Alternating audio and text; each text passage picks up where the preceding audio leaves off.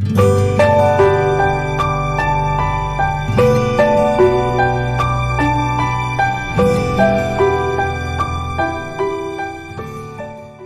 मसीह की दोस्तों। मैं अपने इस YouTube चैनल में आप लोगों को प्रार्थना करना सिखाऊंगा। जो यीशु के नए विश्वासी हैं उन सभी के लिए चैनल मैंने बनाया है।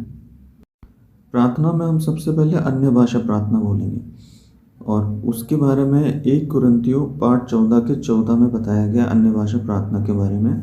उसके बाद हम कुछ बाइबल के वचन बोलेंगे और बुद्धि की प्रार्थना, धन्यवाद की प्रार्थना और आखिर में हम यीशु के गीत गाएंगे। बुद्धि की प्रार्थना के बारे में 1 कुरिन्थियों पाठ 14 के 14 और 15 वचनों में बताया गया कि बुद्धि की प्रार्थना कैसे की जाती है।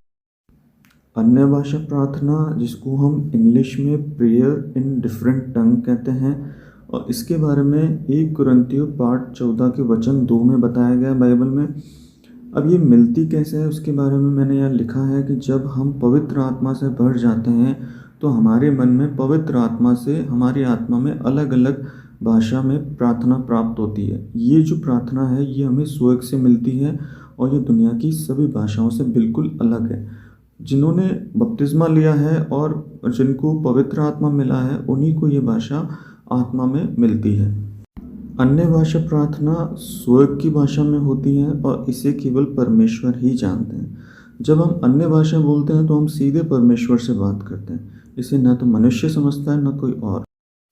प्रार्थना के माध्यम से हम परमेश्वर से जुड़ते हैं और इससे हमारा जीवन बदलता जाता है। परमेश्वर की आशीष हमें मिलती है और जैसा यूहन्ना पाठ 3 के वचन 16 में लिखा है, रोमियो के पाठ 6 के वचन 23 में लिखा है और प्रेरितों के काम 16 पाठ वचन 31 में लिखा है कि यीशु ही स्वर्ग का एकमात्र प्रवेश द्वार है।